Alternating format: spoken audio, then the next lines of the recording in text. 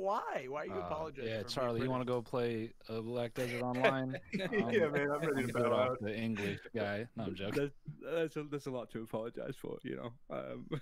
But yeah, no, pleasure to be on here. Pleasure to meet you guys. Yeah, pleasure, mate. Hell yeah. That's terrible, Austin. Please don't do that. Alright. So, like, what you thinking, bro? Like, tell us about your bird in it. Rather silly in it. Sorry, bro. Graft in it, right? Yeah, mate. Yeah, we should probably turn it up a few notches to make you feel comfortable. Yeah.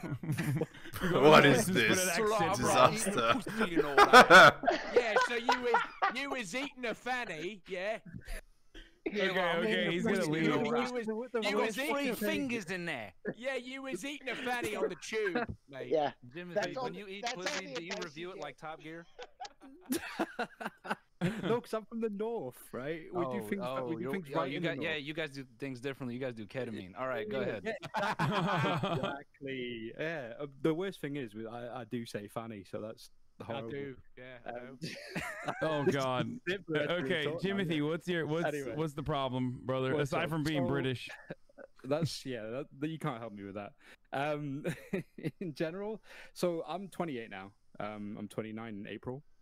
Like I'm getting older, you know, and I have never dated in my life, right? It's not that I haven't tried to, it's not that I haven't really hoped to, but it's never happened. It just, for some reason or another, it hasn't happened. And this would describe 80 to 85% of men in 2023, regardless of the age, right?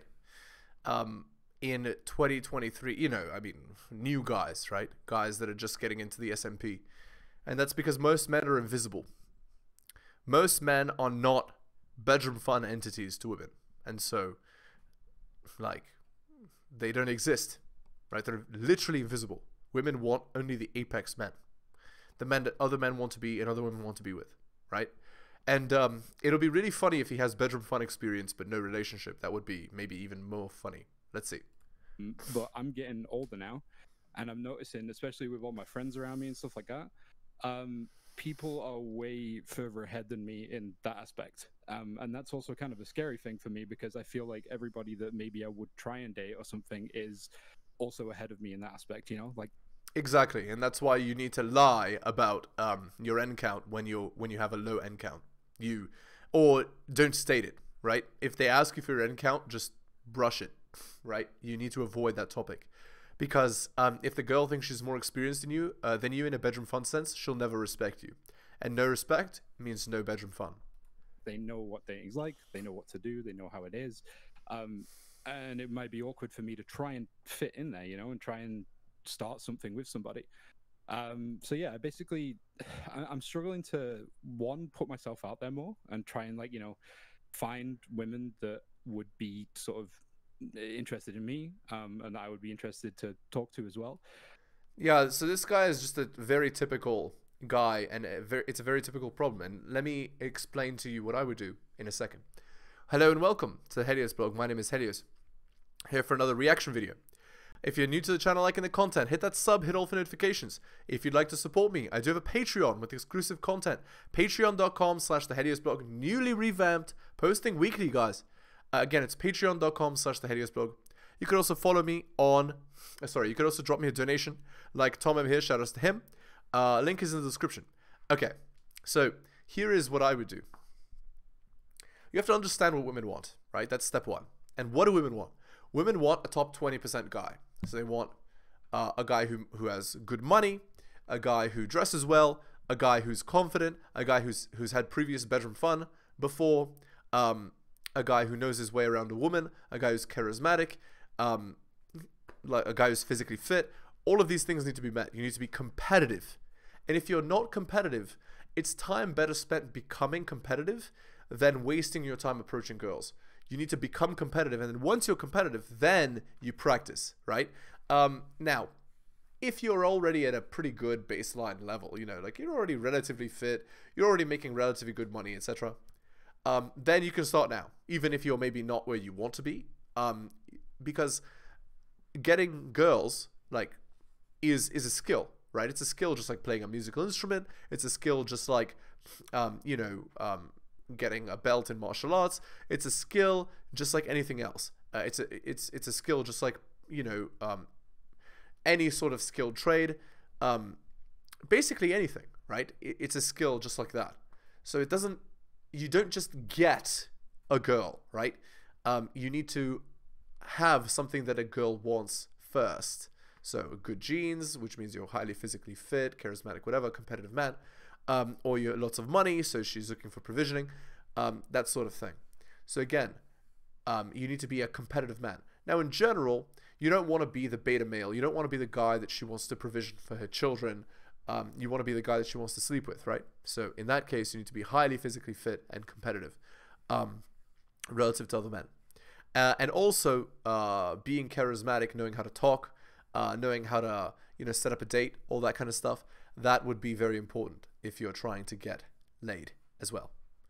Or even if you want to have a relationship. And by the way, you don't go in with the energy of wanting a relationship.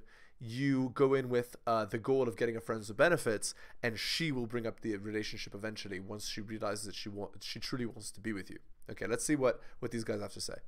And also just stop trying to be like scared of fucking things up, if you get what I mean. Like I'm scared before I even go into anything, because I feel like everybody else like knows this stuff. Yeah, that's called approach anxiety. It's normal. Every man has the fear of being rejected, right? And the truth is this: true courage is not being afraid. It is not the lack of fear. True courage is experiencing the fear and saying, you know what? I know I'm scared, but I need to achieve this goal. And so I will push through anyway. That is courage. Courage is facing your fears head on and pushing through despite your own brain trying to shut you down. Like they're already ahead of me.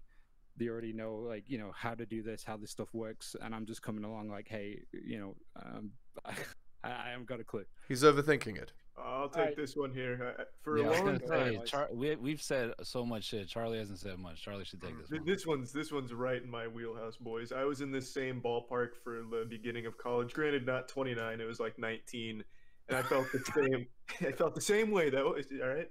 I felt the same way. I was like, "Fuck! Everyone else is so far ahead. I'm so behind. I'm such a fucking loser." And then it hit me one day, like, I just need to go out of my comfort zone. So when it was spring break, there was nobody around. I went to like this dead ass fucking dive bar all by myself. And I did the SpongeBob walking on the beach dance. You know, remember that shit with like his legs? Yeah. And then I met a girl, got laid, and my life changed forever. Moral of the story: you just need to get out of that fear and just really do different wacky shit. You know what I mean? Yes. Like, put yourself in a position where it's unfamiliar, and you might find like something that you didn't expect. Like, so if you're totally unattractive and uncompetitive, it doesn't matter where you go, what you do, you're going to be unsuccessful. So step one is to understand that life will not just give you what you want. You need to be so good that you cannot be ignored. That's the idea. If you're not so good you can't be ignored, you will be ignored, right? That's how life is. Life is not some rainbows and butterflies thing. So because of that, you need to push through, right? And you need to work on yourself to become competitive. Being yourself does not work unless you're the best version of yourself, right? Or at least, you know, you're striving towards being the best version of yourself. That will be fine too. So it's not so much about putting yourself out there. It's more about understanding that you need to be competitive, and then after that, facing your fears. But as you work on yourself and push through your anxieties, insecurities, and your own fears, what you'll find, and you know, like, this comes by working out or whatever, you join a martial arts dojo or whatever it is that you want to do. As you get more physically fit, as you become more competitive, as you become stronger, bigger, what you'll notice is that everything in life is like that, right? And you'll be more likely to take risks knowing that fortune favors the bold. You can't go in there with that mindset. Like, I didn't go there like, I'm going to be a SpongeBob fucking weirdo at the bar, but I did, and it worked. You know what I mean? And yeah, Charlie's 5'6", man. So and yeah. How tall are you? I'm 5'9". Oh, man, you're golden, man. You have no excuse. He's too tall. He's too tall. Okay, so Charlie's absolutely correct. This is an advice that I give over and over again, and people constantly make fun of me for it, but it's like a muscle. Social anxiety is like a muscle, and you just have to work that out. And even if you don't immediately put yourself in a situation where you're like around women in a non-platonic capacity, there are steps that you can take that can lead up to a non-platonic capacity by starting off in a platonic capacity. Just start. Right. So Hasan's advice is actually bad, because what he's saying is be friends first. But no, there is a way, right, that this actually can benefit you.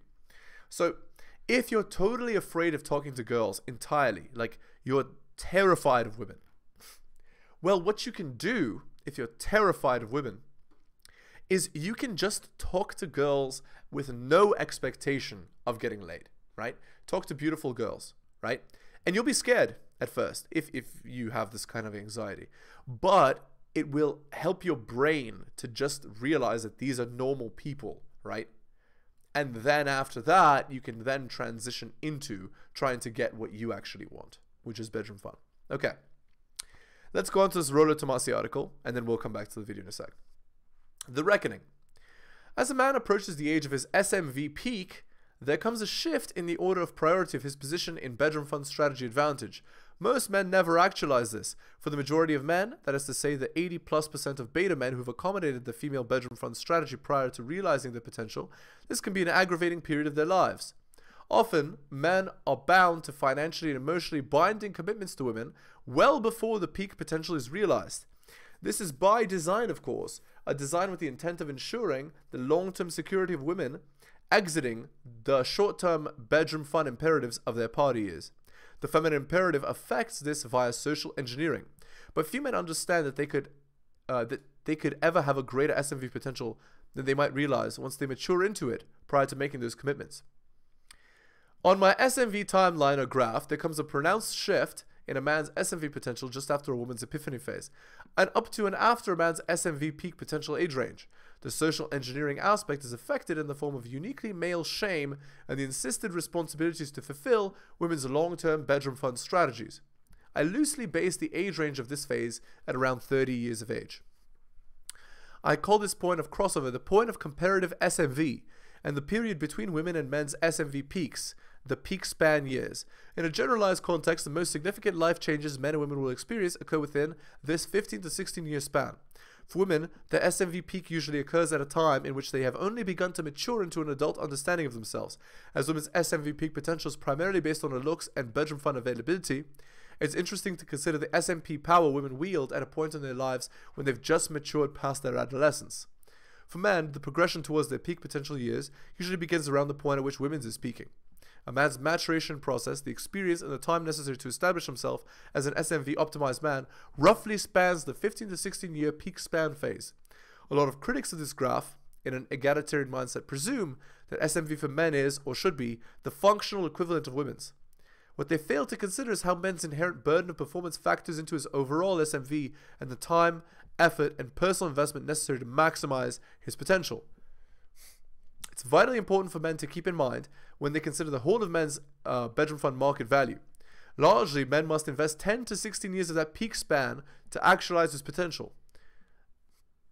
The National Bureau of Economic Research published a study last year which outlined the reasons why most creative and innovative breakthroughs happen in a man's late 30s.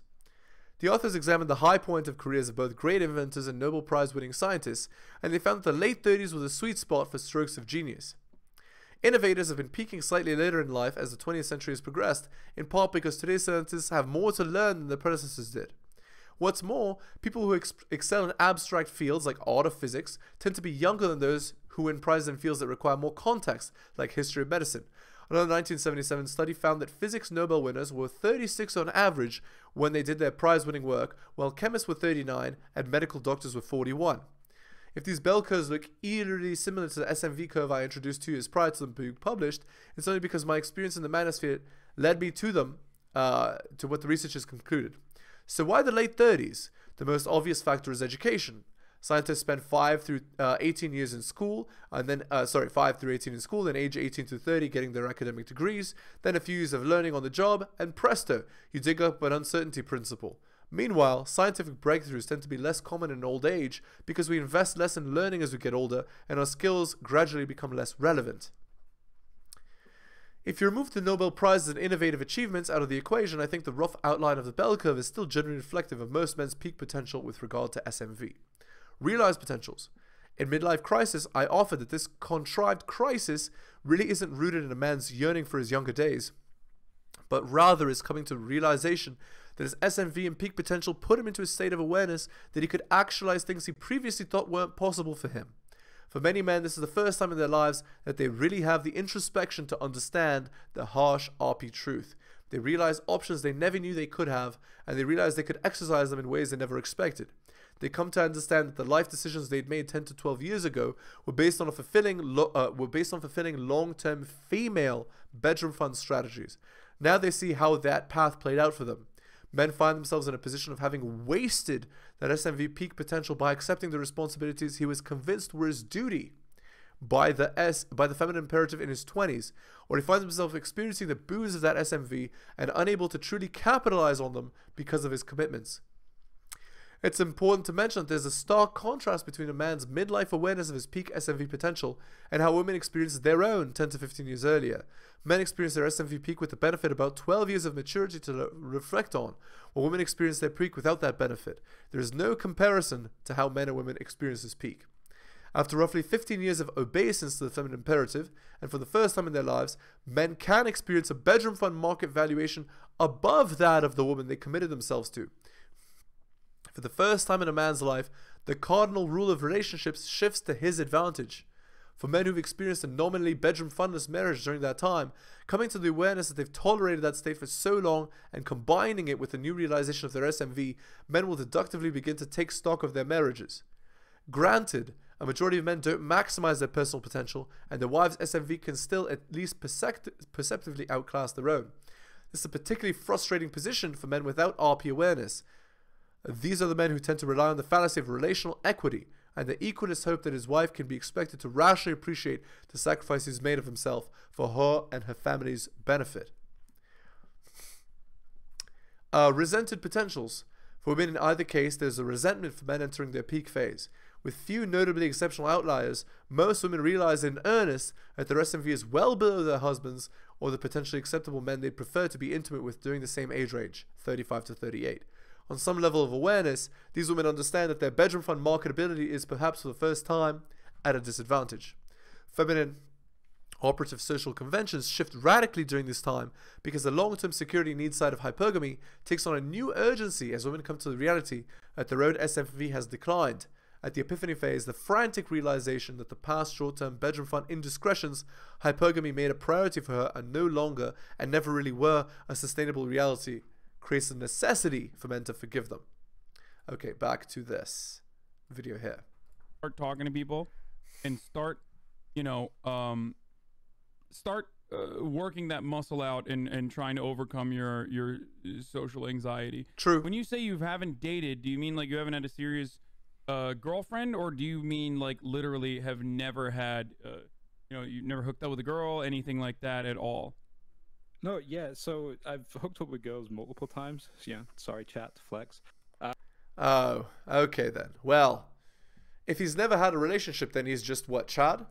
I don't understand. Like, it's not that hard to get a relationship with a girl you're hooking up with. Just start it as friends with benefits, and then it'll progress. She will want to be with you. I don't understand. Just start it off as friends with benefits. But congrats on the sex. Thank you very much. The sad part is that was one, a long time ago. Like, it's been a while now, like it's been years. And two, I think 90% of the times I had been incredibly drunk. Ah, okay. So then the guy has no idea how to talk to girls, and he needs to be disinhibited, right? He needs to be free of his mind, right? Because his frontal lobe is holding him back, and he just frees himself from his own insecurities by drinking. Yeah, you just need to face your own fears, like, and be courageous, because That is not sustainable, and you know it's not sustainable. Like this was when I used to go out a lot. Like I used to party like all the time at university and onwards. And like Charlie was saying, you know, like going out there and just sort of doing some crazy shit and just, you know, being out there is kind of what I used to do. And I feel like I used to be a little bit more off the rails than I am now, kind of thing. But I also kind of like miss that in a way. Not like, you know, being too wild and off the rails kind of thing, but I miss being able to go out of my comfort zone more. Like, you know, now I'm a bit of a chubby funster, you know, I'm a chunky king now. I've put on a bit of weight over time. But yeah, it's been a while. Do you feel like wait, Austin, did you want to say something? No, I was no. You just yelling at me, Austin? Come on. No, I was just funny. Jim, why do you think you're not as off the rails? Did you get a good job? What happened? Yeah, well, I mean, one, yeah, I got you know, a much better job. I'm doing all right in that aspect. I don't know. I just feel like in terms of the fact that I think I tried a lot, especially when it comes to like the dating stuff. Like I tried to, you know, I was into people like in the past. I've been quite into people in the past, but it's never been accepted, you know? Right. So the idea is all of the girls that he's actually been interested in were interested in other guys, which means they saw him as inferior, right? Which means he's not competitive. So his issue is that he's not competitive. And there's more. Right, and the only time women hooked up with him was when they would, you know, also disinhibited. So they would go for a guy who's maybe a little less competitive because, you know, he was Mr. Right Now. But it doesn't mean the guy is Chad, right? So that's a thing. No, it really is a thing. Yeah. So what he needs to work on is being competitive and just being courageous. So I've always kind of just like, I think slowly over time, I've gotten more and more into my shell just because every time I came out, something bad would happen or whatever. And I'm like, all right, you know, I'm just going back in. And I'm okay at this point, but yeah, it's hard to want to get back into that flow, you know? Mm. Hey, Jimothy, one thing I would say, man, is like when you're comparing your life to others, it's easy to look at people and be like, oh, they got married, they're ahead of me. Oh, they got a house, they're ahead of me. But what you're going to realize about life is that it's not a straight shot. It's a labyrinth. And just because people are doing things doesn't mean they're doing the right things. There are a lot of people who make really important life decisions when they're young, and they spend years of their life backtracking the shit that they did to get back where you are. No hangups, no ties, good job, lust for life. True. Absolutely true. This is guys that marry the wrong girl. These are the beta billies that marry the girls that have been banged out by Chad, and then the girls then divorce him, etc. Totally true. Totally true. All right. Here, let's read this Reddit post. I, the guy's 31, found an R for R post my 31 wife made. As the title says, my wife and I have been having issues, and I have definitely been focused elsewhere. My current custody trial just wrapped up on Monday. I've been seeing the stereotypical red flags you can read anywhere. Always having a phone face down, never leaving a phone alone. I had an urge to do some sleuthing, which in itself is bad, and found a Reddit profile with just a quick search of a favorite character's name. Which is where my question starts. She made an R for R post on one of the subs, basically looking for an intimate relationship. I asked her about it as calmly as I could. I told her I wasn't mad, I just wanted to have a conversation. Her only response was her intent was just to see what was out there in her area, in case we couldn't make things worse. And it's not what I think, it's because it's Reddit and not a typical swipe dating app. She then only focused on my invasion of her privacy, quote unquote. I feel self-explanatory, but where I am questioning myself is whether or not the invasion of privacy is as bad as she says, and it feels like I'm very obviously being gaslit. If I had to summarize what I'm asking, I don't know how to proceed with trying to talk to her about this without being shut down. My friend, I'm afraid you can't do that. You're going to be shut down because she was cheating. So, because she was cheating, she will never admit it. She only regrets that she was caught. Okay, 363 upvotes. Neat. So you caught her trying to cheat on you and you're the bad guy? Okay, you should divorce her. Yeah, 81 upvotes. It's like the first page of the cheater's manual. When caught, blame your partner. Yeah. 1.7k upvotes. So not only is she just seeing what's out there, you're the bad guy for seeing all the signs, dealing with all the anxiety, and being forced to get an answer by snooping. It sounds like she doesn't give a crap about your feelings. 356 upvotes. I'd argue it wasn't snooping. Snooping implies you looked around somewhere you weren't supposed to and found something that someone was intentionally trying to hide. That doesn't seem to be the case here. OP found a public Reddit profile and saw a post she made on a public forum. It's about as akin to snooping as casually driving by her regular coffee shop and seeing her standing outside with a sign that read, "Looking for a new boyfriend." Now, if OP had used his partner's personal phone or computer to find this, I'd agree. But it doesn't seem like she made any attempt to hide this. You should be upvoted 1,000 times. This is 67 upvotes. What she said is 100% accurate, and I don't see invading her privacy, or in this case a public post, as far worse than her looking for someone to have bedroom fun with. Yeah, 142 upvotes. It's unfortunately classic, mate. You're better than this. 58 upvotes. Bruh, I'm divorcing one of these right now. Please, OP, listen to this. Your life is going to get measurably worse every interaction going forward. Because now she knows you're easy to manipulate. Run. Yeah. And then last one we'll read. She's deflecting any responsibilities in her actions and seems like she's preparing for her next relationship versus investing on working on yours. People in committed relationships don't see what else is out there unless they're planning on leaving.